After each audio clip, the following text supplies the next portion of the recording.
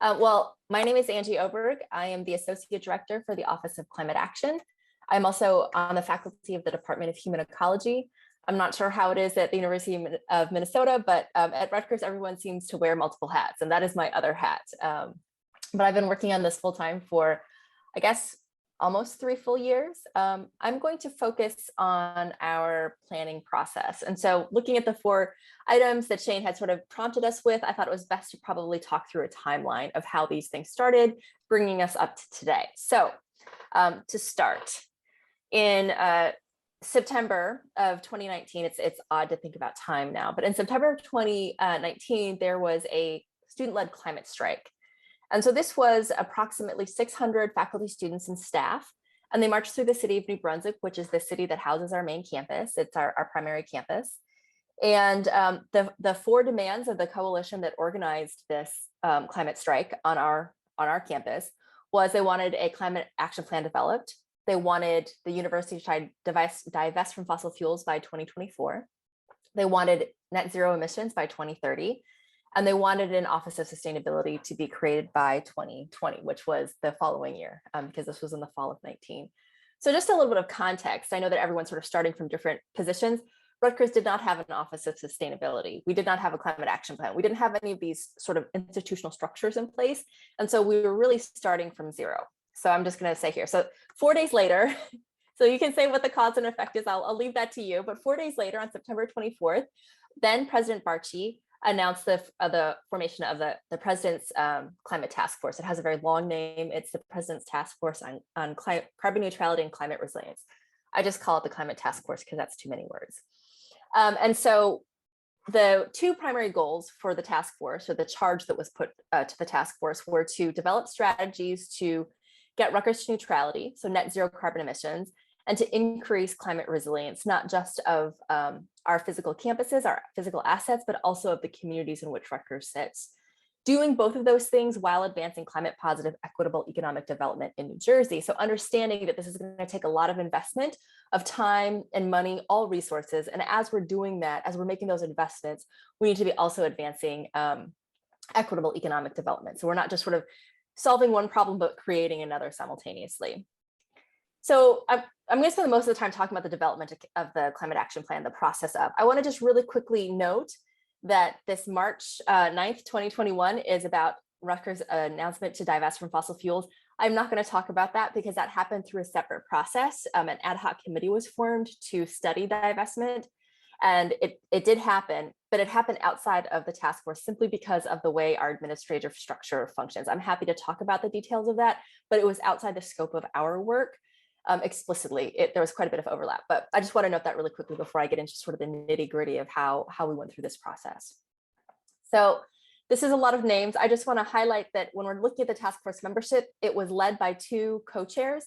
They're both faculty members, but they both have experience. They have practical experience outside of being an academic. And so they were chosen because of those experiences.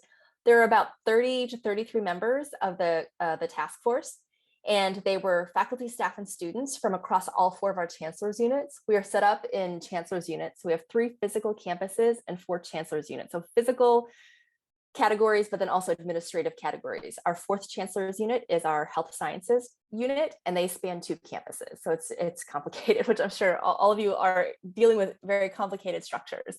And so we had representation from faculty, staff, and students from all 4 of those chancellor's units. And I was the administrative director for that process.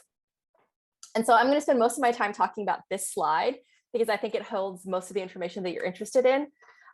So the task force was established in September of 2019, and the first report, so that first semester was spent it was a pre-planning report. So just figuring out how are we going to eat this elephant? We had this huge task. How are we going to do it? So it's really figuring out what is the structure of the task force, what is the plan basically. And that's when I came on. So in that plan, they realized they needed someone, they needed an administrative director. And so I started working with them in February. In February, just as they were starting, we held a series of town halls. And those town halls were all in person.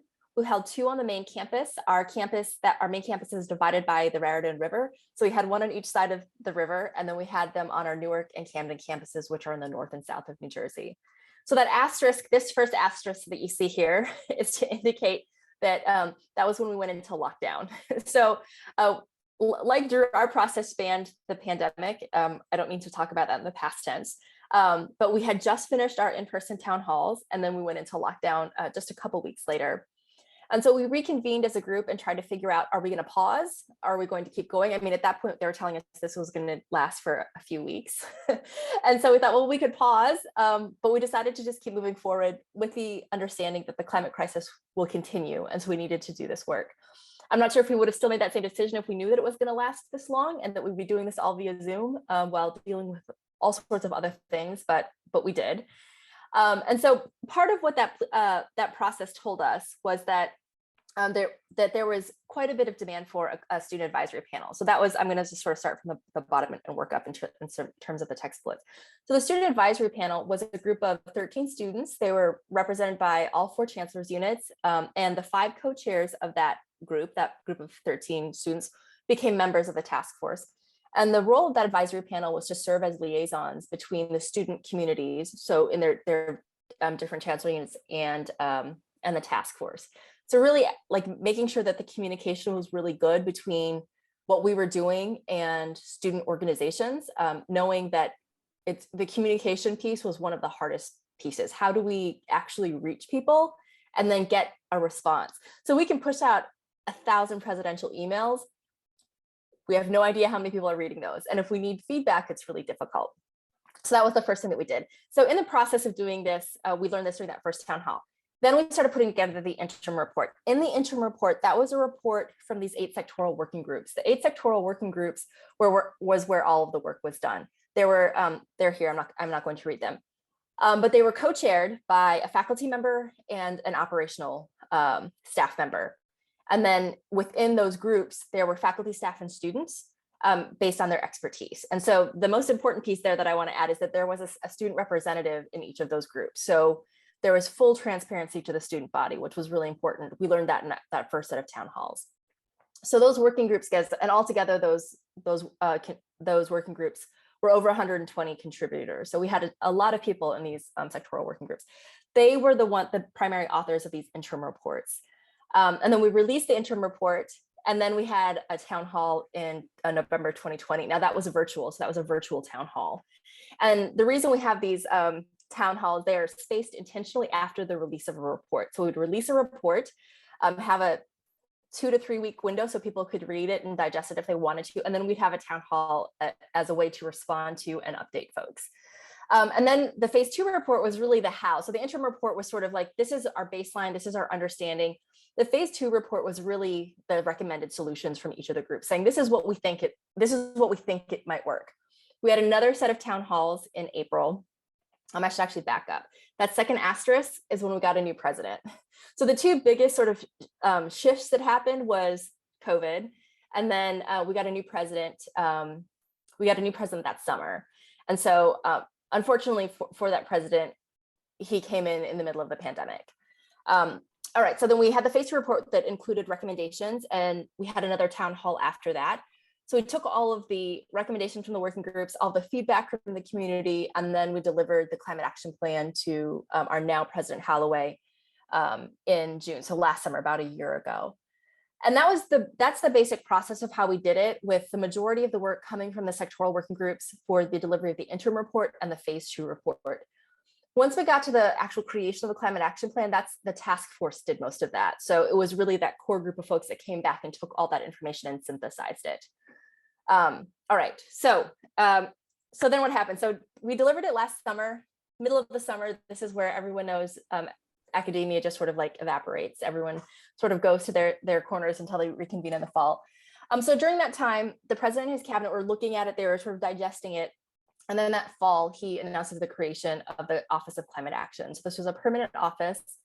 Part of what we were trying to figure out in that 8th working group, the sectoral group that's about governance and financing, was where should this office sit? Like, we didn't have this. So this was all being done in a very, through the task force, a very distributed way. And so we are now currently in the Office of Strategy, which is within the president's office. And so the president created another branch of his office, and that's where we are right now. So the goal of the Climate Action Office is fourfold. We have 4 primary tasks. One is to advocate for climate action and sustainability at the highest levels of university leadership. So this isn't just based in facilities, these aren't just academic plans, these are taking these to the very highest levels. So the head of our office is the senior vice president for strategy. And that's very intentional so that we have that sort of constant communication to the highest levels. Providing accountability for the climate action plan goals. So asking the question of how well are we actually doing towards these goals? And there's all sorts of different ways that we're talking about doing that. I'll talk about that in a couple of slides. Communicate about and engage internal and external stakeholders about climate action. One of the things that we realized in the process of the task force is that as a community, we do not know what one end of the community is doing versus the other. So having some way to communicate with each other and then to others about what we're doing is something that we really need to work on so that we have a fuller sense of what's already happening at Rutgers. And then the final thing is to oversee regular updating of the climate action plan. I will say that there are a couple I was listening to Drew's presentation and realizing that we were having some of the same questions here. But two of the things that we know absolutely for sure is that we need to get a better accounting system for Scope 3 emissions, and we absolutely need to figure out degasification. And so those are two things as we're getting more clarity on those, and as we get a more granularity on those sorts of things, we will probably need to update the plan. Some of those targets that we originally set are probably going to need to change. Hopefully, I mean, they're going to change to be sooner, but we don't know how much sooner. And so what did we do in the first year? So we have 2 semesters down. We started last September. And again, this is the first office that Rutgers has had that deals with sustainability or climate action in a centralized way. So the very first thing we did was to socialize the climate action plan. So we published this thing, we put it on our website, maybe 3 or 4 people read it. I don't know, maybe 3,000 people read it. We had no way of knowing, but we knew that there were key folks in decision-making positions that needed to know what was in the plan and what their portion of it was. How does it impact them? How does their unit fit into the structure of the climate action plan? So we spent a lot of time in meetings with particular folks, and I can go into detail later about who those folks were and how they were chosen. But we realized that that was really important to make sure that people knew what was actually in the plan in a digestible way. And we have started establishing operational and academic structures. And this is in the form of climate action groups that are very similar to the working groups we had for the task force. And that's going to be the actual site of implementation. So as an office, we can't do all the implementation. It's just too much. And so setting up this distributed structure and where the implementation will actually happen. We have also stood up in a student advisory board based on the success of the student advisory panel. They're going to serve a very similar function. They're comprised very similarly, where it is undergraduate and graduate students from across all 4 chancellors' units. And they will serve as liaisons to just have that transparency between the work that we're doing and the student community. We also stood up a student advisory intern program. One of the really big things that we heard from folks through the town halls is they wanted more opportunities for undergraduate engagement and research. And so as a social scientist, I was just thinking of all the things we could do immediately, even before we were implementing any sort of technical solutions, any sort of things that require capital, which means another fiscal year cycle. So just sort of understanding where we can fit into that cycle of budgeting. But there are things that we could be doing now. And so that actually just had the kickoff meeting with them this morning, with the summer interns this morning. I'm happy to talk about some of the work that they're doing later. And we also held a university-wide convening on climate action. It was the first one. It was really impactful because our very first roundtable was all 4 chancellors from all 4 of our chancellors' units, the chief operating officer and the president moderating that first panel. So it was all the absolute leaders at the university speaking publicly about their understanding of their role in climate action. And so just having that piece come together was really impactful. So in the coming year, what we're aiming to do is to develop a monitoring and reporting system. So this is that accountability piece. So the 2 main pieces are a public-facing dashboard. And I appreciate Drew's comment that it was dashboard 1.0. That is absolutely what we're aiming for this first time, knowing that we can expand it out as we move forward. But just sort of trying to wrestle the data monster of a university, who owns what and how can we do this in a way that's intelligent. And then we'd also like to make our first STARS submission this year. Rutgers has not participated in STARS before, and we need to. We're late to the party. We'd also like to stand up a student ambassador program. We don't have a sustainability program for student ambassadors, which we also need to be doing. And rather than hosting our own climate events, what we'd like to do is have other folks out in the Rutgers community, whether that's at another unit or again at New Brunswick.